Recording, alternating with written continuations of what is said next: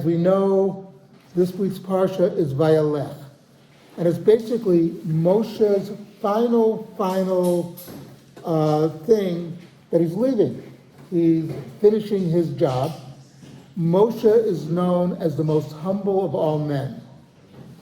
Now, we have a misunderstanding of humility. What is real humility? To us, humility is like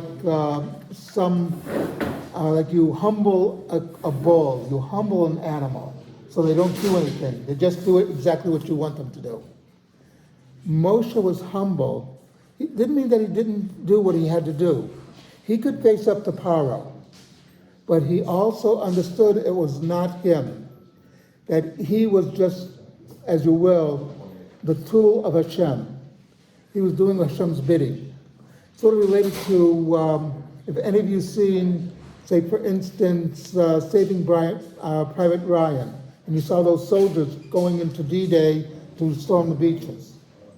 They weren't thinking, oh, I'm going to be the great guy.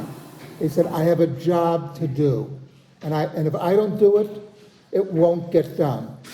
That was Moshe's attitude. I have a job to do, and if I don't do it, it might not get done. Or in the case of Esther, when Mordechai approached Esther and said, you have to go to speak to the king, to Ahasuerus, and she began to give all reasons why not, and he said, listen, if you don't, someone else will, and everything that you've done up to now will be for naught. And she realized that she had to humble herself and do what she had to do. But that was Moshe's attitude. It's not me.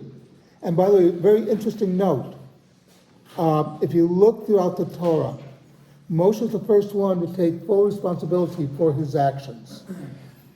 Adam and Eve, they ate from the tree. Eve said it was a snake. Adam said it was Eve. Cain and Abel, what am I, my brother's keeper? Even Abraham was limited in what he would do. Moshe was full force. He felt responsibility for everything, for every Jew. That was his main contribution. And we have to take that attitude that we're responsible for every Jew. That when we go around and there's a minyan somewhere for Shiva call, we have to go to that Shiva call, because if we don't, maybe that person might not get a minyan for their davening. You don't know. But that was Moshe's attitude, and that should be ours. And this is Erev Rosh Hashanah, so we should really bear this in mind as we go through Rosh Hashanah. Something to think about. Kaddish Rabbanim.